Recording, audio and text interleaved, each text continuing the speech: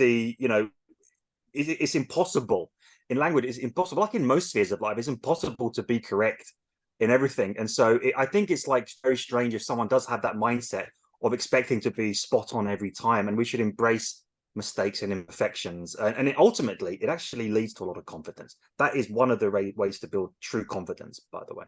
Absolutely, absolutely. That's true. And Paul, you're so right about saying that maybe we are too demanding to ourselves. This is, and have attitude to mistakes that we kind of keep picking on ourselves for being late and flawless, but that's unachievable. But you know what?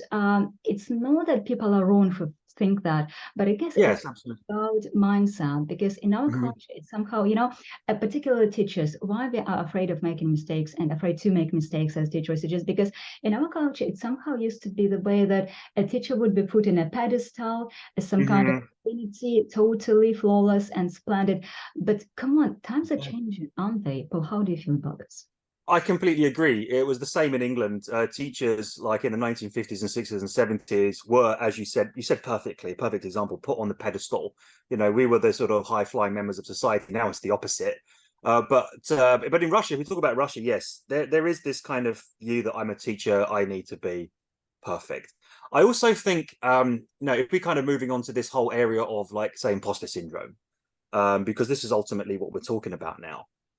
And I've worked with thousands of teachers in Russia over the years, like thousands. Most of my students are teachers. And I have noticed that 90% lack confidence in themselves. And it's not just about their language abilities, it's in everyday life. It's in how they approach everything. And for me, that's kind of like really interesting to notice, because it's something that needs to be solved. And I think, it's interesting to understand where it comes from. And I think a part of it is like what you said as well about, if you're a teacher, you have this kind of sense that, well, I am an educator. I need to be seen as being right and spot on. I can't be wrong. But that goes against sort of human nature, because it means you're not allowed to make mistakes. And that, it's about believing in your own perfection, which is also quite detrimental to someone's psychology and, behavior. What I've noticed in Russia about this is, I think it comes from the times of when, you're sort of pushed academically to attain the best marks. Maybe it's changing now within some families, but it's like, okay, you got a 4, you got a 3, it's okay. But I've known very, very often where parents say you have to get a 5 or it's worthless.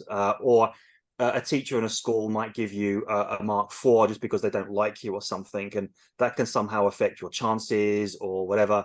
And if you combine that with the fact that, like, if that kind of breeds a lack of confidence, and people are therefore very, let's just say, conscious of how they are perceived by others, well, then what's going to happen is you're going to put yourself into a kind of mindset where you're going to be scared to open up.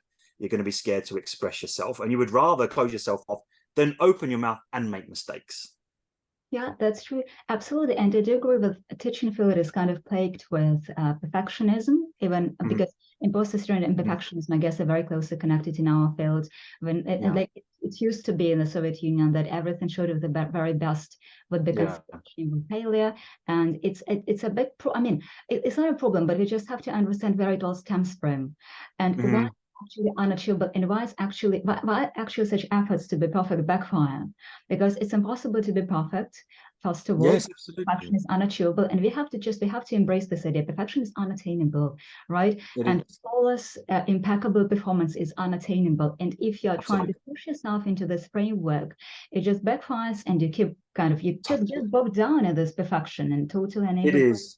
Yeah, the sort of opposite effect of being a perfectionist is total self-rejection. That's the thing, like you kind of feel really let down. So it's not like as if you made a mistake and you kind of knocked back a small step. You are really, really knocked back. And that's when we're talking about being an absolute perfectionist. And surprisingly, many people here are, based on my experience. And I think you're absolutely right. But what we're saying is not like making an excuse for not trying, or that we're kind of embracing weakness or anything like that. What we're trying to say is, you have to work hard, and you have to have high goals set for yourself, and you have to try and achieve those. But then we can also follow what Michael Swan once said. He said, aim for what's good enough. And then when you kind of put your hand on your heart and you say, well, do you know what? I know that I've done my best. I know that I've done my best. And then this is also this whole kind of imposter syndrome. I want to say something interesting about this. This should not be confused with the Dunning-Kruger effect, because a lot of people do confuse that. Like when we talk about the imposter syndrome, that's not the same as being unsure, because it's okay to make mistakes when you're unsure of something. And intelligent people, even confident people, are unsure of what they say, and so they make mistakes. But the imposter syndrome is a total lack of confidence. That is basically shutting yourself off, you know. And that's why it comes down to teachers to really create that safe space learning environment where mistakes are embraced and progress thrives. It really comes down to us.